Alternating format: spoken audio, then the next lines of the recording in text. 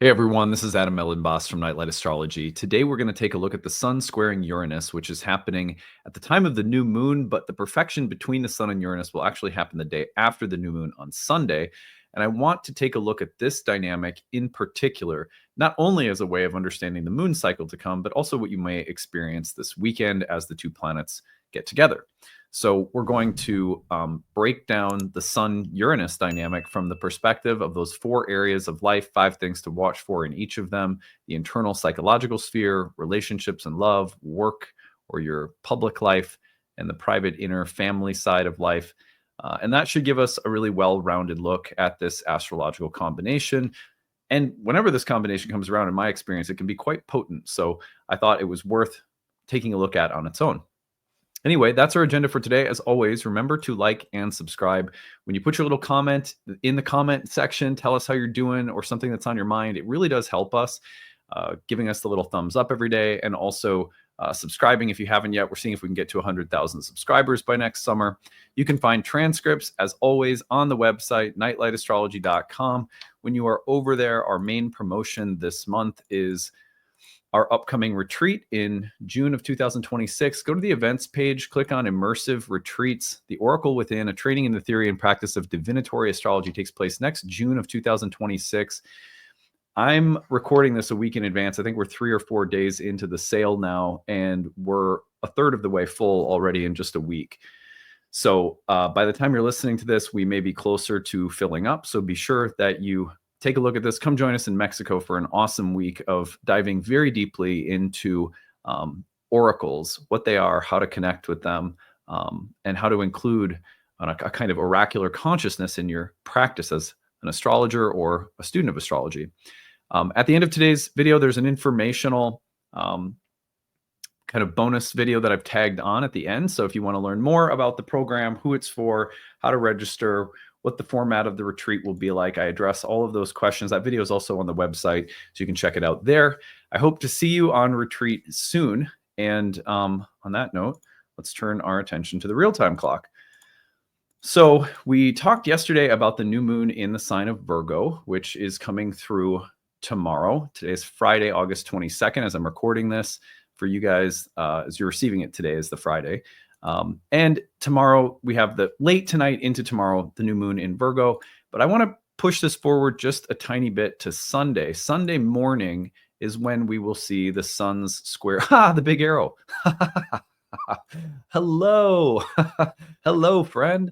All right. Sorry. If you guys haven't been around my channel for a while, it's really bad. I had this glitch where occasionally the big arrow would just pop out. I had no idea like why it was happening randomly.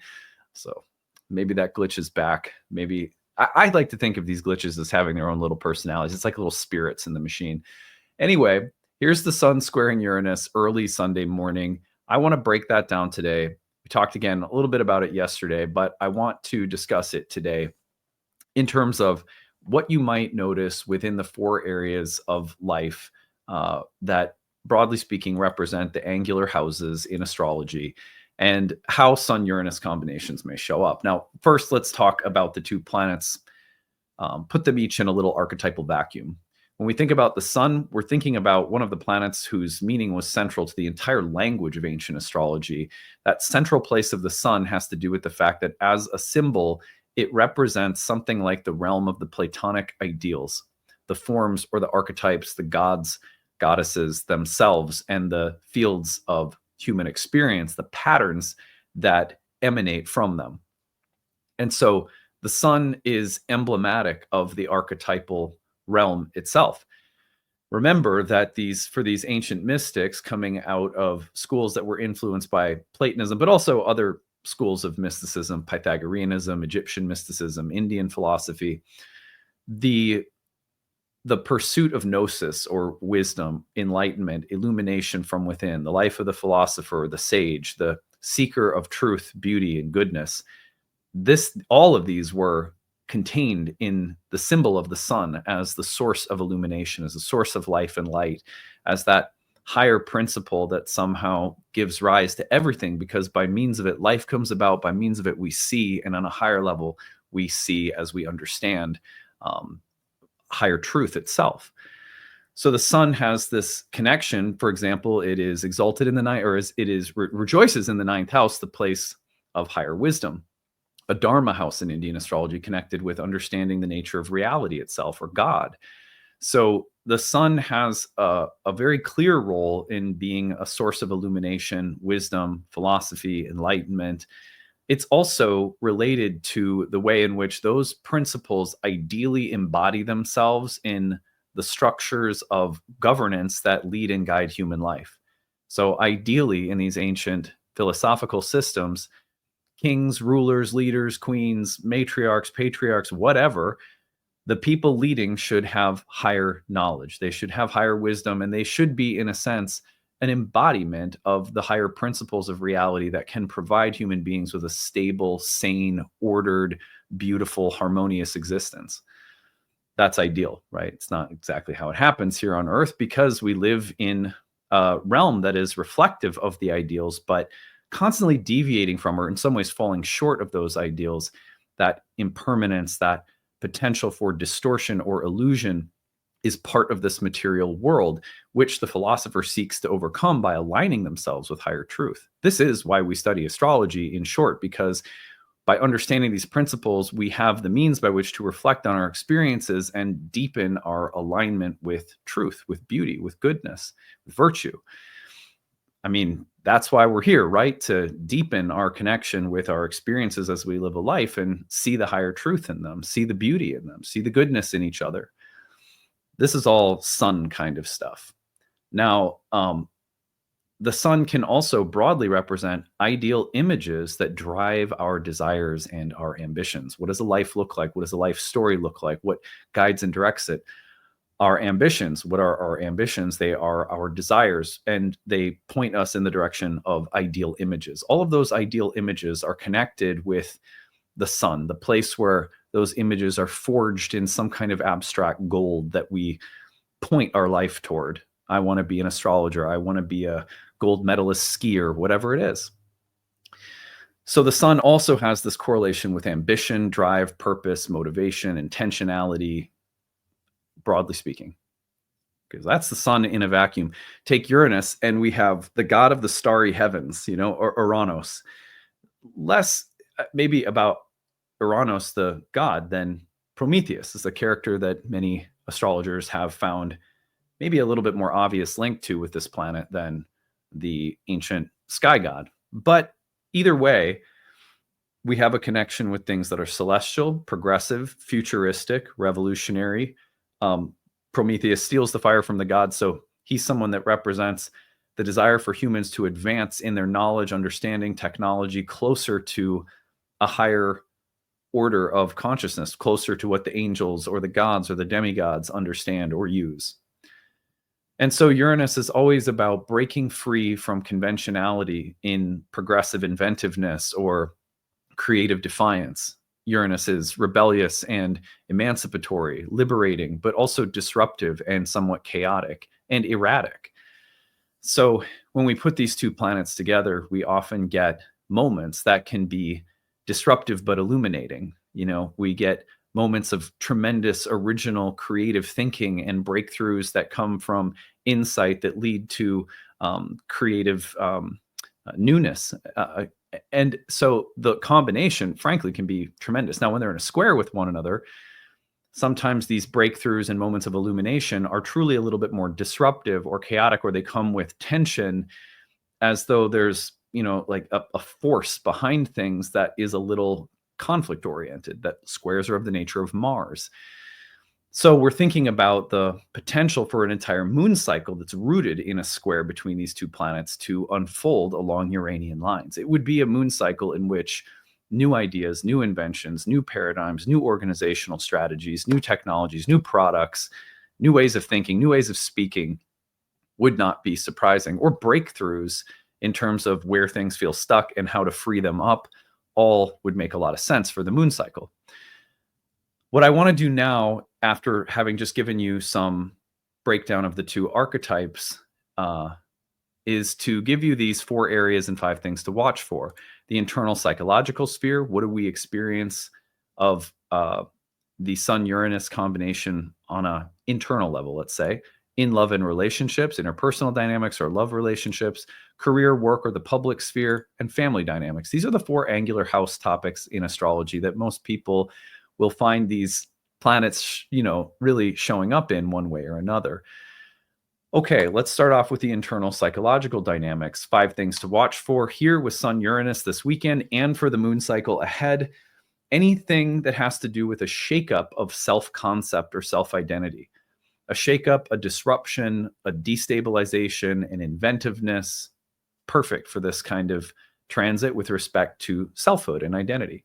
Number 2 would be a breakthrough in vision. So what is the vision that I have for my life? What do I desire? What are my ambitions? What are my drives? Expect some new ideas or some new directions to appear or emerge along the timeline.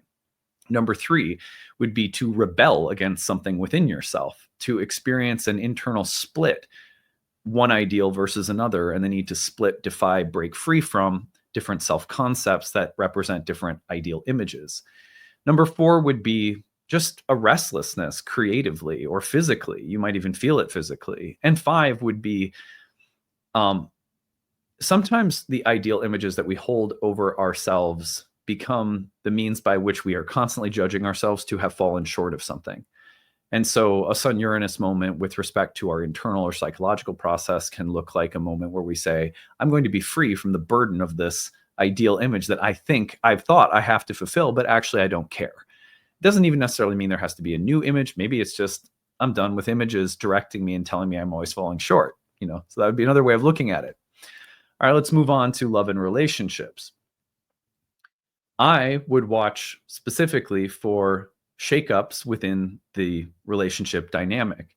A partner needs to be free. A partner's changing jobs. Whatever it happens, it happens and could disrupt the bond, could disrupt the direction or future of the relationship with something unexpected coming up. This would be more common for people who have Uranus right now aligned to Venus or entering your 7th house or squaring a planet in the 7th or squaring or opposing Venus or something like that. I would imagine that questions about independence versus dependence could become more important, at least for a little bit of time, maybe the moon cycle ahead. The reason for this is that Uranus and the sun tend to be very independent. Relationships by nature are dependent. How do those 2 things work together? I would say that if you're dating, there might be someone very Uranian that you're attracted to, or people entering your life that feature some really interesting character traits or creative brilliance or innovation, or maybe even disruptive or just unstable people that are alluring somehow, but you got to maybe have to be careful. The next thing I would talk about would be challenging convention or fixed norms or habits in relationships, like let's break free of this structure, or let's break free of this habit, or I've got a new way I think we ought to do things, or let's do a different date night, or it could be just let's try on something new, or let's break out of a habit. And then the surprising moment of breakthrough that happens where a truth is revealed. Uranus and the sun are very good as a combination at revealing higher truth. Sometimes within a relationship, that means seeing something that hasn't been seen. That's not always easy. Sometimes it's really helpful, though, and it really helps to clear the air or to see something that maybe you felt but haven't articulated. When it comes to career or work, I think about sudden career pivots, just that sudden shift in direction or the way you're doing something or a shakeup at the office. I think about the potential, number 2, for clashes with authority, defiance, rebellion, issues with authority or authority structures at work. I also think about innovative new projects or innovative new leaders or innovation in general in the workplace, I guess I should say, and the need to do something different or presenting an original idea. I wonder about structures in the workplace technologically changing, or hierarchies being shaken up, or disruptions happening to the physical environment of the workplace. And then finally, I would think about doing things that are striking, daring, original, inventive, but maybe there's questions about how it will be seen or interpreted publicly that make it complicated. And then you have questions about, well, how much of a risk can we take or something like that. Turning the jewel, family dynamics. Let's talk about 5 things within the realm of home and family. I would think of like breaking from family constellations that are very fixed. This is the habit. This is the pattern. We've always done it this way. Sometimes these planets, this planetary combination strikes into the core of a family dynamic by saying, nope, we're going to break the mold. That family pattern or constellation is going to be redone or re-envisioned somehow. I would think about sudden changes within the physical space of the home that represent more freedom, more space, more autonomy, or maybe just something unexpected happening around home, family, living environment.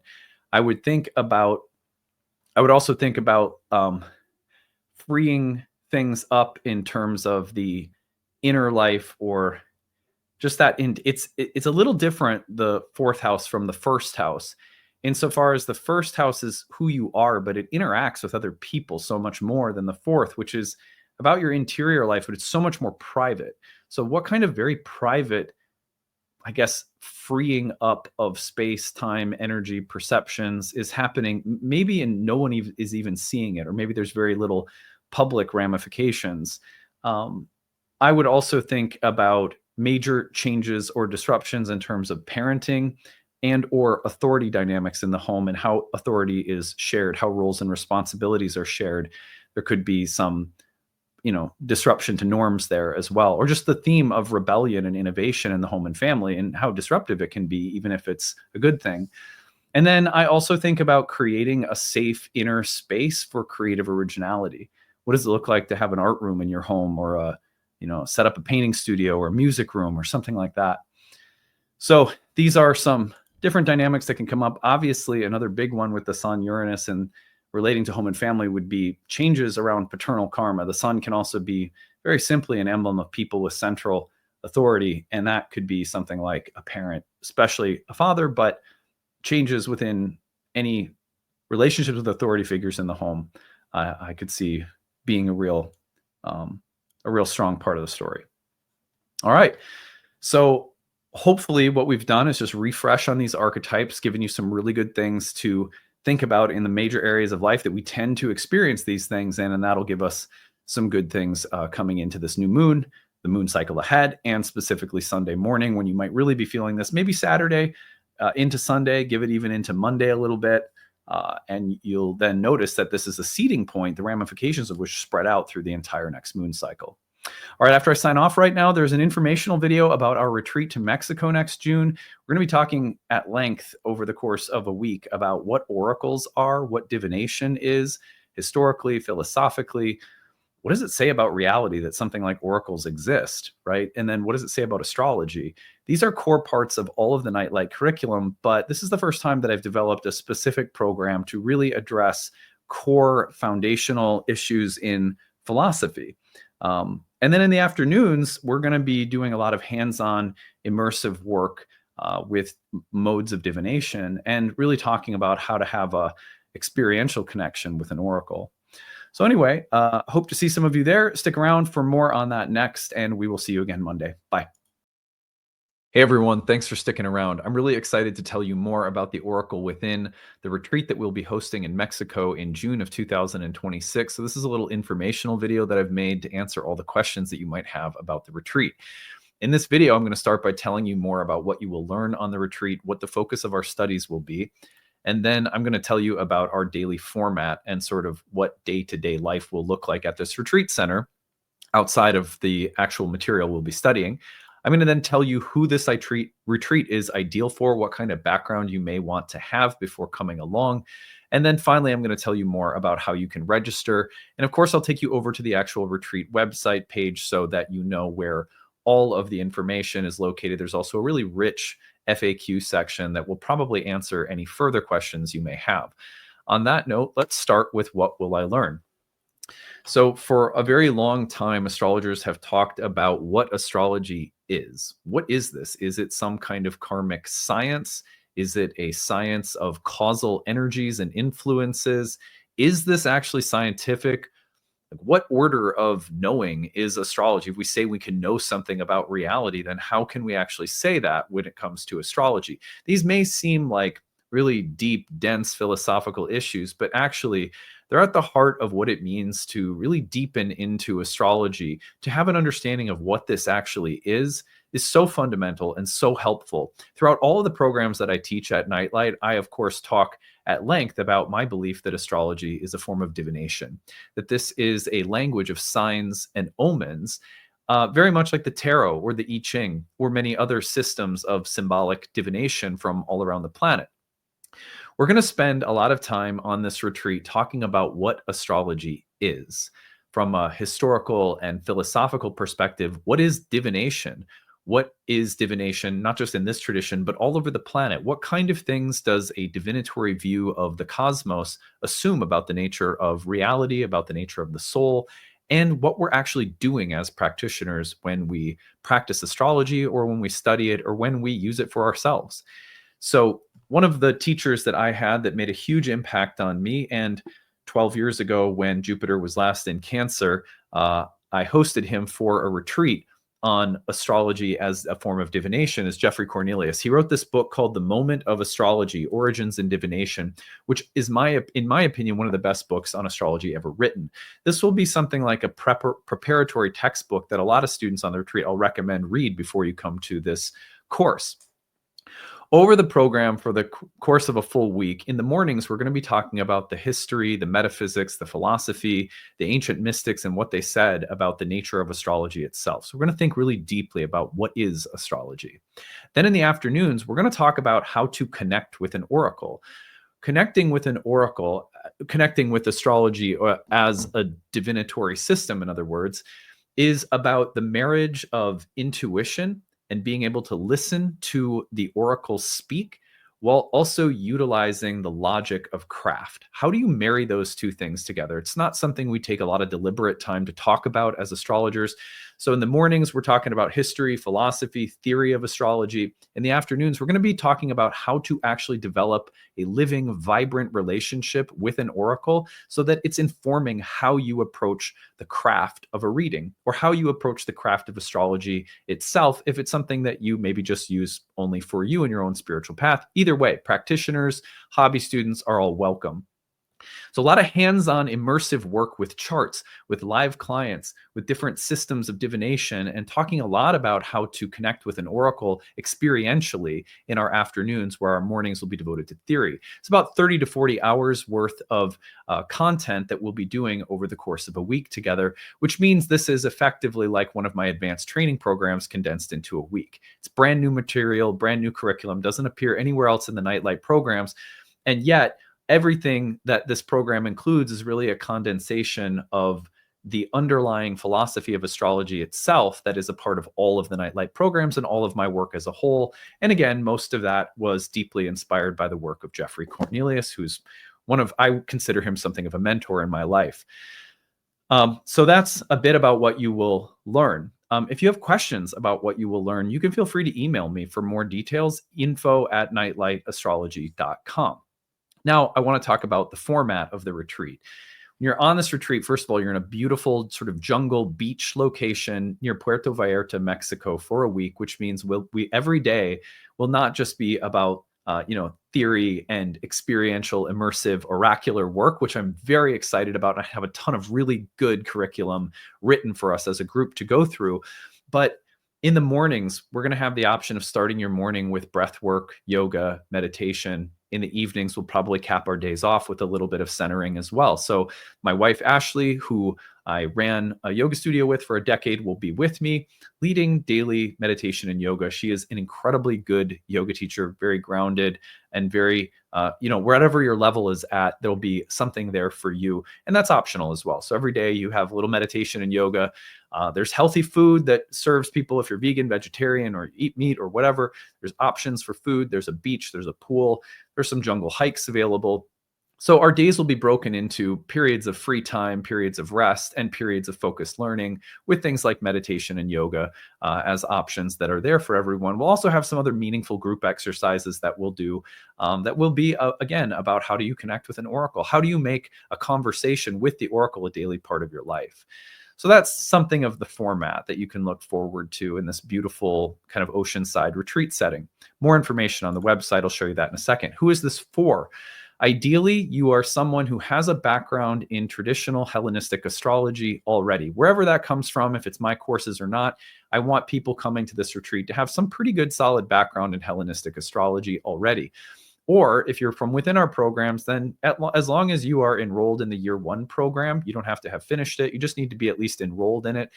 Then you would be more than welcome. Any alumni from any of our programs would be welcome.